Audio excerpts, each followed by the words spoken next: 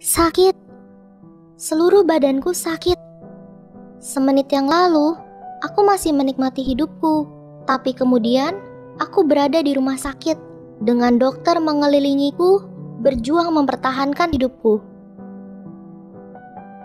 Saat ku buka mata, kulihat para dokter, perawat, dan orang tuaku berdiri dan memperhatikanku.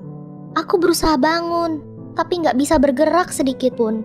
Aku panik, berusaha dan mencoba lagi. Tapi sekuat apapun ku coba, aku tetap gak bisa bergerak. Orang tuaku dan para dokter mencoba menenangkanku, tapi aku gak ngerti apa yang terjadi. Begitu mulai tenang, aku diberitahu ada kecelakaan, tabrakan mobil, dan efeknya sangat besar yang membuatku lumpuh seumur hidup. Saat itu, aku gak ngerti apa itu lumpuh, tapi mereka menjelaskan bahwa aku gak akan bisa berjalan lagi. Di usia 10 tahun, aku gak ngerti semua ini. Kenapa ini harus terjadi? Kenapa mereka gak bisa nyembuhin aku? Aku dan seluruh keluargaku syok. Sejak itu, seluruh hidupku berubah. Aku hanya bisa bergerak dibantu kursi roda, makan disuapi papa, mama, atau perawat atau melalui selang. Aku selalu kesakitan dan bahkan harus memakai popok. Ditambah lagi, kehidupan sekolahku runyam dan aku gak bisa merasakan pengalaman seperti anak normal. Aku selalu berpikir betapa hidup ini gak adil dan aku menderita. Namun jika diingat lagi, aku tidak melihat bahwa yang benar-benar menderita saat itu adalah orang tuaku. Hal ini berawal 1 tahun setelah kecelakaan. Kuperhatikan papa mulai pulang larut malam hampir setiap hari.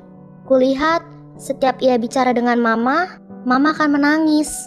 Saat kutanyakan ada apa, mereka akan memasang senyum palsu dan menghindari pertanyaanku. Kemudian aku mulai curiga. Kalian tahu, saat semua terjadi, aku gak punya kekhawatiran tentang uang karena baru 10 tahun dan gak ngerti soal uang. Tapi saat 13 tahun, aku mulai banyak bertanya. Dan akhirnya orang tuaku memberitahu bahwa papa mengambil 5 pekerjaan sekaligus. 5 pekerjaan. Tadinya mereka menyembunyikan berapa besar pengeluarannya. Tapi kemudian aku mengetahuinya bahwa biaya pengobatanku menghabiskan sekitar $10.000 per tahun. Percayakah kalian? $10.000. Aku merasa ditampar kenyataan. Aku selalu mengeluh tentang hidupku yang berat, tapi yang gak kusangka betapa hidup benar-benar gak adil untuk orang tuaku. Mereka selalu memasang wajah tegar dan berkata semua baik-baik saja. Mama selalu punya waktu untukku, bermain denganku, menonton film kesukaanku, dan mendengarkan cerita-ceritaku walaupun ia juga bekerja. Aku gak selalu ketemu papa setiap waktu, tapi saat beliau di rumah, bukannya beristirahat, ia lebih memperhatikanku. Saat itulah, aku mulai merasa aku ini parasit. Untuk siapa orang tuaku menyanyiakan hidup mereka? Seorang anak lumpuh yang membutuhkan perawatan seharian dan gak akan bisa menolong mereka saat mereka menua nanti. Aku gak tahu apa yang harus kulakukan dan merasa gak berguna. Aku merasa bersalah untuk mereka dan semakin bersalah karena gak bisa apa-apa di situasi ini. Aku mulai bertingkah seperti anak nakal. Jadi mereka akan membenciku dan berhenti membiayaiku. Aku mulai menutup diri, menghindari obrolan, dan gak mengizinkan mereka mendekat. Suasana hatiku sangat buruk dan akan berteriak pada orang tuaku bahkan untuk hal-hal kecil. Aku ingat suatu saat sedang duduk dan diberi minum jus ceri, dan begitu ku seruput jus tersebut ke mulut, ku gelengkan kepalaku dengan sengaja agar jusnya menyembur keluar mulut. Keluar semburan jus di udara dan menyiprat ke baju putih mama. Kupikir kelakuan seperti ini akan membuatnya membenciku, tapi bukan itu yang terjadi. Bagaimanapun kelakuanku, mereka tetap sayang dan peduli padaku, melakukan segalanya untuk membuatku senang. Suatu saat, teman mama datang berkunjung. Aku berada di ruang tamu menonton TV saat mendengar mama bicara. Anakku ini berani loh, katanya pada temannya. Bahkan setelah apa yang terjadi, ia tetap berjuang. Aku gak percaya apa yang ku dengar. Lalu aku berteriak, "Enggak, aku bukan pejuang.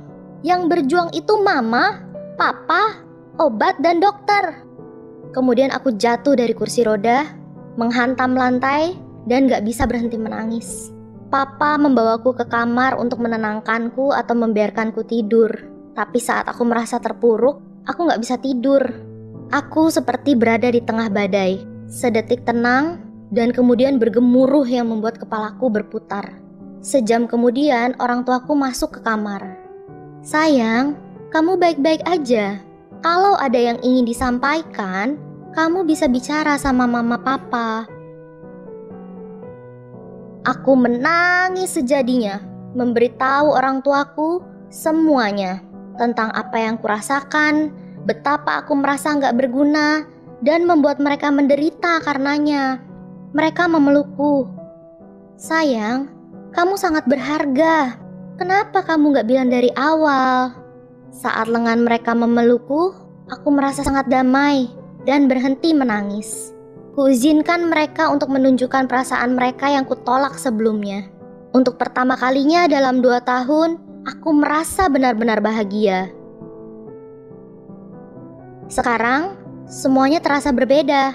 Papa mendapatkan promosi jabatan, jadi tidak harus mengambil 5 pekerjaan sekaligus. Aku menemui terapis, dan kamu tahu, itu benar-benar menolong. Aku bahkan mendapatkan teman, dan mereka akan menginap setiap hari Jumat. Aku tahu hidup dengan kecacatan sangat sulit, tapi apapun yang terjadi, aku tahu aku memiliki banyak orang yang sayang, peduli, dan menerimaku apa adanya di dunia ini.